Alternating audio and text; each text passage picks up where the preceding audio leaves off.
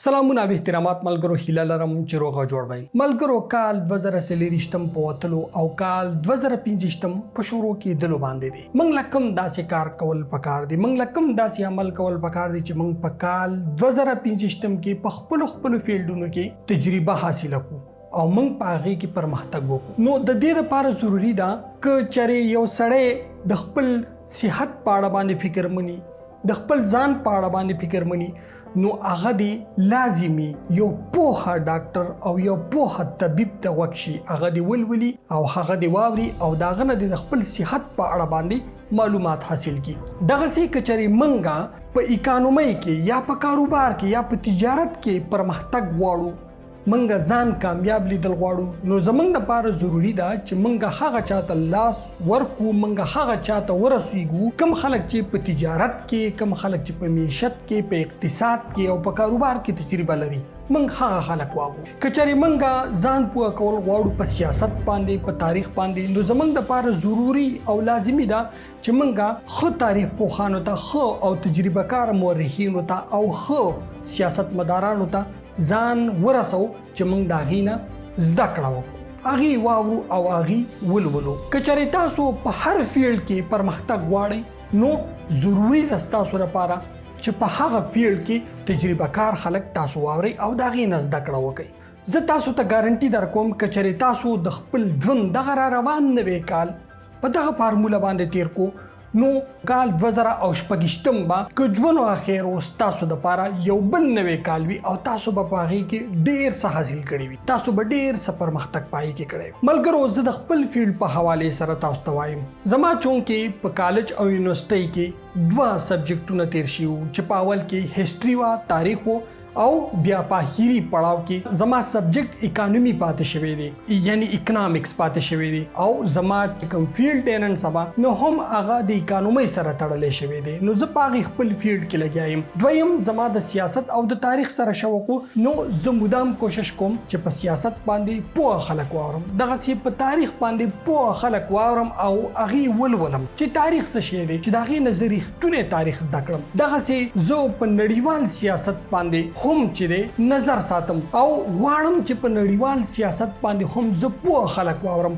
پوه خلک ولولم او هغه ته ځان ورسوم په هر طریقه چې هغه د مختلفو ویب سایټونو په لار باندې او د مختلفو سوشل میډیا پلیټ فارمونو په لار باندې زه پیدا کړم او هغه زواورم او دا غي نزد کړه وکم. ملګرو، کچره تاسو غواړئ چې خپل را روان کال منګه جوړ کو، خپل را روان کال من خسته کو، نو تاسو که هر څوک په کوم فیلډ کې هم څه حاصلول غواړئ، تجربه حاصلول غواړئ، نو تاسو پر را روان کال کې هغه خلک په وزګار وخت کې، په فارغ وخت کې واوري، هغه ته کم از کم په سلیری شو غنټو کې یا 45 غنټو کې لږ وخت ورکړئ. نو زه تاسو ته ګارانټي درکوم چې را روان کال، یعنی د دغه کال پسې چې بل کم کال راتلونکی دی، کال 2026 تاسو پای کې بلحاصه حاصل کړی وي، بلحاصه به تاسو زده کړی وي او تاسو به په ژوند کې نور تجربات حاصل کړی وي په خپل فیلډونو کې. نو ملګرو، ما څوک په کال 2023 کې اوریدلی، کال 2023 زما د پاره ډیر مختلف وو،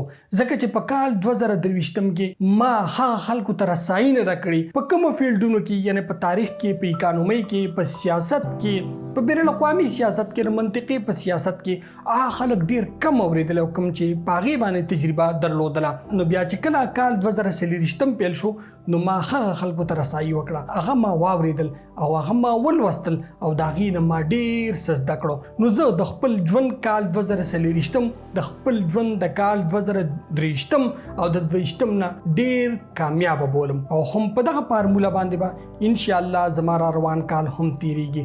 نو ما کم خلک اوریدلې دي په خپل فیلډ کې، زنن تاسو سره هغه خلک شریکول غواړم، داغي کتابونه، داغي ویناګانې زه تاسو سره شریکول غواړم، نو دغه بس تاسو لپاره یو مثال وګرځي. نو تاسو بیا کولای شئ چې د خپل ژوند را روان نوې کال په خپل فیلډ کې ها خلک واوري، په کوم فیلډ کې چې تاسو زده کړې کوئ، نظم کوم لیست راځي زه تاسو ته خپل هغه لیست خایم. ملګرو، د انسانانو په تاریخ کې شلمه پیړۍ تر ټولو خونړۍ پیړۍ وه چې په دغه کې دوه خونړي جنګونه شي، یعنی لومړی نړیوال جنگ او دویم نړیوال جنگ. او هم په دغه دورانیه کې په روس کې یو انقلاب راځي کوم ته چې بالشویک انقلاب وایي. زه چونکې په تاریخ کې ډېره دلچسپي لرم نو ما غوښتله چې زه د دغې دوو نړیوالو جنګونو لاملونه ولټوم، د هغې تاریخ ولټوم، د هغې په حوالې سره زه زده کړې وکړم. دغسې زه په روس کې د بالشویک خونړي انقلاب په حوالې سره زده کړه وکړم. نو په هغه حوالې سره ما د دغې سره ریلیټډ چې کوم هسټورین دي هغې ته ما رسایي وکړه. خلک ما واورېدو، د هغې کتابونه ما پیدا کړه، د هغې کتابونه ما ولوستل او د هغې کتابونو نه ما ډېره زده کړه وکړه. د هغې تاریخ پوهانو نه ما ډېره زده کړه وکړه او زما سترګې روښانه کړې چې لومړۍ نړیواله جګړه ولې شوې وه. بالشویک انقلاب بل راغلی او د هغې په شا باندې څوک او د هغې ریزن وجوهات یې څه دغسې دویمه نړیواله جګړه ولې شوې وه. نو په دې حوالې سره ما یو خپل لیست جوړ کړی دی چې دغه ریښتونی تاریخ ما د چا نه زده کړی دی او ما ته چا دغه ریښتونی تاریخ ښودلی دی. نو زه ستاسو سره نن دغه مورخین او د هغې د کتابونو لیست خپروم چې په کومو کتابونو کې ما دغه زده کړې کړي دي. نو ملګرو زما لومړی لیست چې کوم دی نو دا ما د دوو مورخینو د دوو تاریخ دانانو تیار کړی دی چې یو د برطانیې مورخ تاریخ پوه دی او بل د روس تاریخ پوه دی. نو په دغه دواړو تاریخونو باندې ما د دې خلکو نه زده کړه کړې ده. دغه لیست زما د مورخ ډیوډ اروین دی کوم چې د برطانیې سره تعلق ساتي. د بلها کتابونه دي، د 100 نه زیات کتابونه د لیکلي دي، خو چونکې 2 کتابونه ما د هغې لیست نه اخیستي ځکه چې ما لوستلي دي او په هغې کې ما صحیح تاریخ لوستی دی. نو زه ستاسو سره دغه لیست خپروم. د ډیوډ اروین 2 کتابه چې ما کوم لوستي دي او د هغې نه ما تاریخ ریښتونی زده کړی دی نو هغه دا دي. د یو کتاب نوم د هټلر وارز د هولوکاسټ آن ټرایل، دویم کتاب دی چرچل وارز. دا کتابونه چې کله ما ولوستل نو ما ریښتونی تاریخ د دوو نړیوالو جګړو په حواله سپیشلی د دویمې نړیوالې جګړې په حوالې سره ما تاریخ زده کړو چې ریښتونی تاریخ څه و، د دغې جنګ لاملونه څه، دغه جنګ چا پیل کړی. په دې کتاب کې تر ټولو نه انټرسټډ او دلچسپه خبره دا ده چې د برطانیې وزیر اعظم کله چرچل و نو په هغه وخت کې دویمه نړیواله جګړه وه او د برطانیې وزیر اعظم چې کله هم دغه دویمې نړیوالې جګړې ته وردانګل نو پای وخت کې دغه تنخوا 80 پاونډه وه. دغسې هغه ته به د حکومت نه مراعات میلاوېدل 600 پاونډه. خو چې کله جګړه ختمېدله نو د برطانیې دغه وزیر اعظم یعنی وینسټن چرچل میلیونیر و. دغه د میلیونو ډالرو حویلۍ په هغې وخت کې په لندن کې وي. دغه پیسې هغه ته چا ورکولې؟ دغه پیسې به هغه ته د رشوت په توګه باندې صهیوني لابۍ ورکولې او هم دغه وجه وه چې برطانیه هغه دویمې نړیوالې جګړې ته راکش کړه.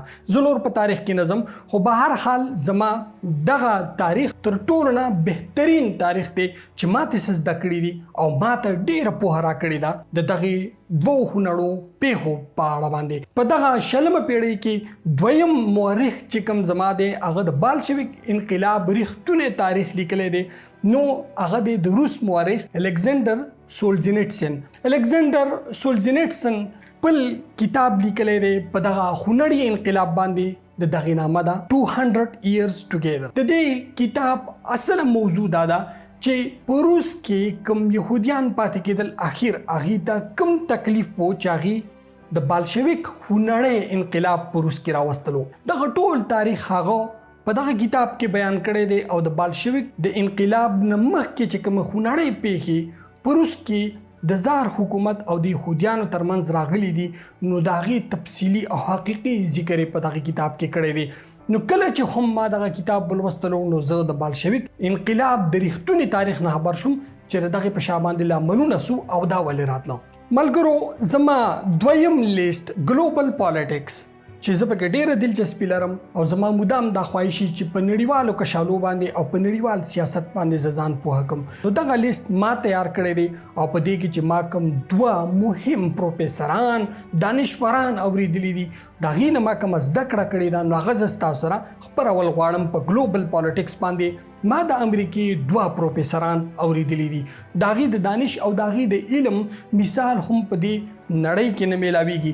یو دی پروفیسر جان میرشیمر، دویم دی پروفیسر جیفری ساک. د پروفیسر جان میرشیمر کتاب د ټریجډي اف ګریټ پاورز ان پالیټکس. کله چې ما دا کتاب ولوستلو نو زه په نړیوال سیاست باندې تر ډیره حده پورې خبر شوم او د هغې په تاریخ او په بیک ګراوند باندې زه پوه شوم.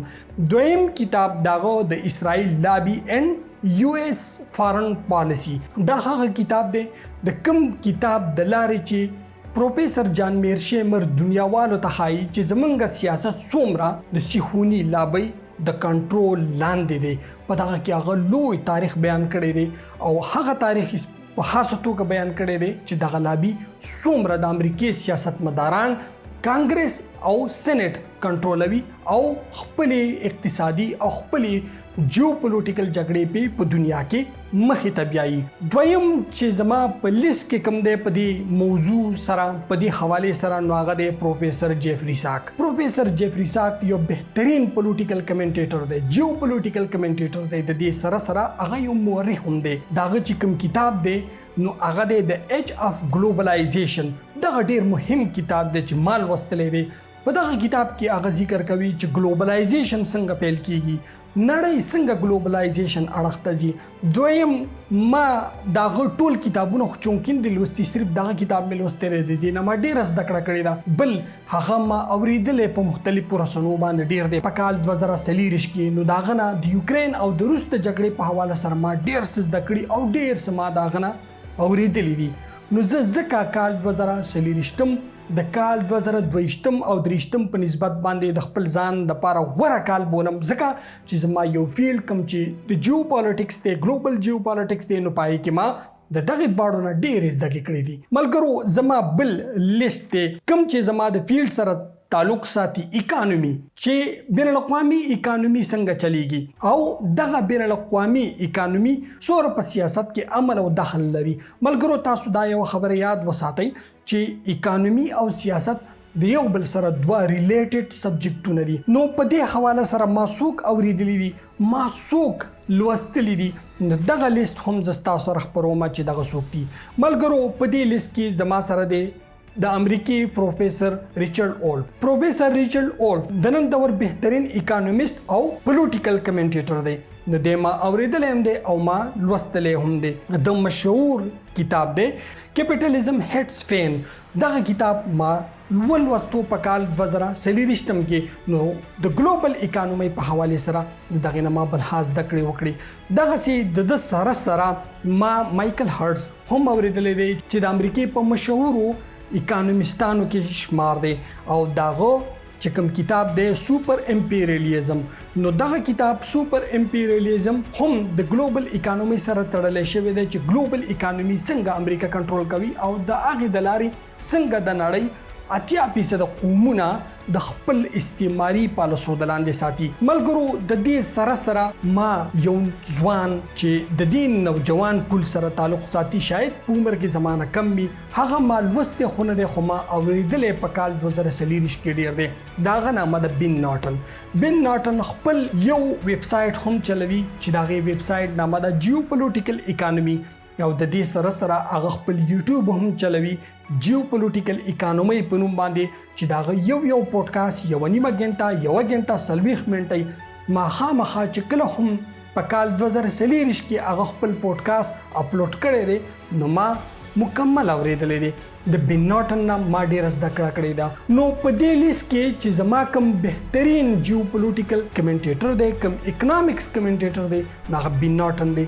زه په ریچارډ اولف او په مایکل هارټسن باندې بن ناټن ډېر غوره کوم ځکه چې هغه د دې موجوده دور دی او د دې موجوده دور په حالاتو باندې په اکنامکس بلاکونه چې کوم په نړۍ کې جوړ شوي دي په هغې باندې ډېر جوړ نظر ساتي. ملګرو زه د کال 2040 یو بل لیست ته راځم، هسټري اینډ ارکیالوجي. زه په لرغوني تاریخ او په تاریخ کې ډېر انټرست یم، ډېره دلچسپي پکې لرم. نو ما مدام کوشش کړی دی چې زه هغه مورخینو ته، هغه ارکیالوجستانو ته ځان ورسوم چې هغې واورم، هغې ولولم چې د دې نړۍ تاریخ څه دی، زمونږ د افغانستان تاریخ څه دی، د پښتنو تاریخ څه دی، لرغونی تاریخ څه دی. زه د دې ډېر شوقین یم. نو په دې حوالې سره په کال 2040 کې ما د مصر ډاکټر زاهي حواس اوریدلی دی. ډاکټر زاهي حواس مشهور ایجپټالوجیست دی، پروفیسر دی، د مصر د آثار قدیمه پوهنه وزیر هم پاتې شوی دی. نو د مصر په تاریخ کې زه چونکې زیاته دلچسپي لرم نو ما ډاکټر زاهي حواس اوریدلی هم دی او هغه ما لوستلی هم دی چې د هغه مشهور کتاب په دې کې دی سیکرټ فرام د سینډ. نو د مصر په حواله سره چې داغه کوم کتاب د سیکرټ فرام د سینډ هغه ما لوستیم دی او هغه ما په مختلفو رسنو اوریدلې او لیدلې هم دی. داغه لیکچر ما کتلې دي. نو ډاکټر زاهي حواس زه په خپلو دغه لیست کې شاملوم چې هغه تر ټولو نه بهترین مورخ دی چې هغه نه ما ډېره زده کړه کړې ده. یعنی په هسټري په آرکیالوجي کې دغه سره ما یو بل شخصیت مچولی دی چې هغه ما په کال 2040 کې هغه ما لوستی دی. هغه ما اورېدلی ډېر کم دی خو لوستی مې دی، دغه کتاب مې لوستلی دی. زه په خپل دغه لیست کې دغه ځوان اچوم. دغه ځوان څوک دی؟ دا یو پښتون پروفیسر دی چې د نامه ده پروفیسر سمیع الدین ارمان. د کتاب د افغانستان لرغونې پیژندنه ما په کال 2040 کې ولوستله او د هغې نه ما د افغانستان د لرغوني تاریخ په حوالې سره د آرکیالوجي په حوالې سره بل خاص زده کړو. نو زه په دې لیست کې په ډاکټر زاهي حواس باندې پروفیسر سمیع الدین ارمان غوره ګڼم او د افتخار یې ګڼم ځکه چې هغه زموږ تاریخ لیکلی دی او زموږ تاریخ موږ ته بیان کړی دی. نو په کال 2040 کې که زما د آرکیالوجي او د تاریخ د لرغوني تاریخ په حواله سره چا امپروومنټ کړی دی، په ما کې کوم تغیر او تبدیلی راوستلی ده چا ناغه پروفیسر سمیع الدین ارمان او ډاکټر زاهي حواس دي. ملګرو زما بل لیست تاسو ته معلومه ده چې کال 2040 دا د فلسطینیانو لپاره ډیر خونړی کال و. په دې دورانیه کې په زرګونو فلسطینیان وژل شوي، بې کوره شوي دي. هم په دې دورانیه کې په دغه ریجن کې په دغه منطقه کې بلها بدلون راغلی دی. ما د دې نه مخکې دا ښه چرتنده کړې چې د فلسطینیانو او د اسرائیل ترمنځ چې کومه روانه کشاله ده چې دغه تاریخ زه صحیح ولولم. نو په دغه تاریخ کې هم ما کوشش کړی دی چې زه هغه خلکو ته ځان برسوم کوم چې په دغه تاریخ باندې خبر دي، کوم چې دغه جګړې نوعیت او د دغه جګړې لاملونه موږ ته بیانوي. نو په دغه لیست کې ما د امریکای مشهور پروفیسر نورمن فینکلسټین اچولی دی چې د کتاب هم ما ولوستلو په کال 2040 کې او د ما په مختلفو رسنو هم واورېدلو. نو د مشهور کتاب غزا ان انپست انټو اټس ماټر، کله چې ما دا کتاب ولوستلو نو غزا په حالاتو باندې او د فلسطینیانو په حالت باندې زه د کافي حده پورې خبر شوم چې اصل کشاله څه ده. په دغه لیست کې ما د فلسطین مشهور لیکوال کوم چې د امریکای پیدا دی خو د په نسلي توګه فلسطینی رشید خالدي د کتاب هم ما ولوستلو د 100 year war on Palestine. کله چې ما دا کتاب ولوستلو نو زه په صحیح تاریخ باندې خبر شوم. خو په دغه لیست کې ما د امریکای یو بل مورخ ډیرل کوپر اچولی دی چې د دو کوم ویب سایټ دی هغه ما د کافي حده پورې لوستی دی او د پوډکاسټ په خاصه توګه زما ډیره مرسته کړې ده په دغه تاریخ کې. د دې پوډکاسټ نامه ده د مارټایر میټ فیرز اینڈ لوټینګ ان د نیو جروسلم. 15 غنټې دغه پوډکاسټ زما په تاریخ کې ډیره مرسته کړې ده، زما تاریخي علم ډیر امپروف کړی دی او زه په اصلي تاریخ باندې خبر شوم چې د فلسطینیانو او د اسرائیلیانو ترمنځ کشاله څه ده، اسرائیل څنګه جوړ شوی دی. نو دغه ټول تاریخ هغه په 15 غنټې پوډکاسټ کې بیان کړی دی. نو زه په دې لیست کې چې یو په دې کې نورمن فینکلسټین دی، دویم پکې راشد خالدي دی او دریم پکې ډیرل کوپر دی. زه په دې لیست کې تر ټولو بهترین مورخ ډیرل کوپر اچوم ځکه چې څومره په اسانه طریقه باندې او څومره په مفصله طریقه باندې هغه من خبر کړي، زه خبر کړی. نو داسې ما هیڅوک هم نشي خبرولی. نو کال 2040 چې څومره د فلسطینیانو دپاره خونړی و نو هم دوره زما په علم کې هم دا خلکو اضافه کړې ده او ما د دغې کشالې اصلي تاریخ د دې نه زده کړی دی. ملګرو راځم اوس جیوپولیټیکل تجزیه‌کارانو ته چې په کال 2040 کې ما د نړۍ په حالاتو په خاصه توګه د یوکرین او روس د منځني ختیځ په حالاتو باندې څوک زیات اوریدلی دي. نو دا لیست ما جوړ کړی دی. په دې کې د په لومړي نمبر باندې امریکنی پوهنه میرین کمانډر سکاټ ریتر او کوم چې په اخره کې د UN د وسلو د ماینکار ټیم د اټمی وسلو ماینکار انسپکټر هم پاتې شو. نو د ما اوریدلی دی. ډېر زبردست جیو پولیټیکل تجزیه کوي او د نړۍ په حالاتو باندې په کرنٹ سچویشن باندې ډېر په ښه مفصله طریقه باندې د خبرول کوي. هم د دغه سره ما اچولې د برتانیې پوهنه سفیر کوم چې منځني ختیځ د لپاره د یورپی یونین سفیر وو او د دغه نمخ کې د برتانیې د سعودي عرب د لپاره سفیر وو. نو داغه نامه د الیسټر کروک ما په کال 2023 کې زیات اوریدلې دي او د منځني ختیځ په حواله سره ما داغه نه بل حاز د کړی دي. هم په دغه په لیست کې ما یو بل امریکایي پوهنه سفیر اچولې دی کوم چې سعودي عرب د لپاره د ریګن په وخت کې د امریکای سفیر پاتې شوی دی امبیسیډر چارلز فریمن. د امبیسیډر چارلز فریمن نه هم ما بل حاز د کړي په کال 2023 کې کړی دي. په اخیره کې زر اعظم زما یو اخیرنه لیست چې ما کوم جوړ کړی دی د کال 2023 نو پاغه کې دی آزاد جرنالستان ما چولې دي چې د کوم آزادو جرنالستانو نه ما صحیح او کره او رښتونه خبرونه اوریدلې دي دا غیر رښتونی خبرونه ما لوستي دي. نو دغه لیست ما جوړ کړی دی چې په دای کې دی یو میکس بلومنټل، دویم دی ارن ماته او دریم دی سکاټ هارټن. ملګرو دغه درې آزاد جرنالستان د دې ویب سایټونه چې د سکاټ هارټن ویب سایټ دی antiwar.com او د میکس بلومنټل او د ارن ماته ویب سایټ د گری زون د دغه نه ما اصلي خبرونه حاصل کړي دي چې دروغ چرته دي او رښتیا چرته دي. ملګرو تاسو به وینئ نن سبا کر دنیا میډیا باندې منګه نظر واچو کار پاکستان نه شروع کو د افغانستان نه شروع کو د امریکای پوری نو ټول میډیا د ریاست د بیانې سره زی او د ریاست په حق کې دروغجن خبرونه خبروي. نو کچری تاسو آزاد خبرونه د نړۍ په حالاتو باندې ځان خبرول غواړي د انډیپندنت یعنی آزادو جرنالستانو خبريالانو ته ځان ورسوي او دا غي نزد کړي وکي. ملګرو دا زما لیستو کوم چې زه شوق لرم په کوم فیلډ کې چې زه دلچسپي لرم نو هم د هغه مطابق ما خلک اوریدلې دي او په کال 2023 کې ما د آی خلکو نه زده کړې دي. ملګرو زه تاسو ته ګارانټي درکوم کچری تاسو د خپل ځان سره مخلص یې تاسو د خپل فیلډ سره مخلص یې تاسو غواړئ چې پرمختګ وکړئ نو زه ګارانټي درکوم کچری تاسو زما په دې خبرو باندې عمل وکړو نو کال 2023 بس تاسو لپاره یو بهترین کال ثابت شي. ملګرو خپل ژوند جوړ کړئ او خپل ژوند به تاسو حل جوړوي چې تاسو په خپل فیلډ کې په کوم شي کې چې تاسو تجربه حاصلول غواړئ نو تاسو د هغه فیلډ سره ریلیټډ خلکو ته ځانونه ورسوي او دا غي نه زده کړه وکړئ.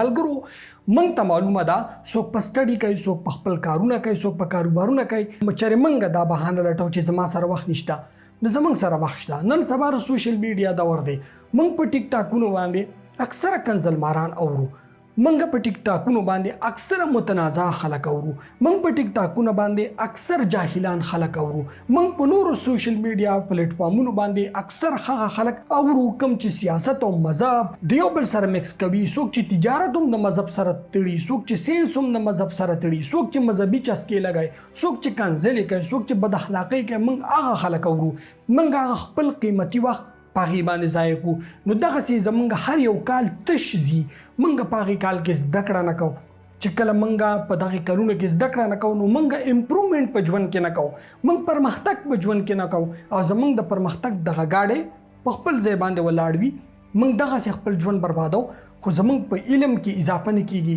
زمونږ په ژوند کې د پرمختګ هر لار بندوي مونږ پرمختګ نه کوو. کچری تاسو غواړئ چې خپل را روان 2026 خسته جوړ کړئ پرمختللی جوړ کړئ تاسو لپاره کې ترقی وکړئ نو تاسو د خپل فیلډ سره ریلیټډ تجزیه کارانو ته تجربه کارانو ته هغه ته ځان ورسوي او دا غي نه زده کړئ وکړئ. کچری تاسو امپروومنت ونکو پرمختګ ونکو نو تاسو د کال 2025 په اخیره کې راشي ازما په دې ویډیو باندې لاندې کمنټ وکړئ چیرې موږ سوره پرمختګ کړی دی سوره موږ شاته پاتې شوي د خدای په امان.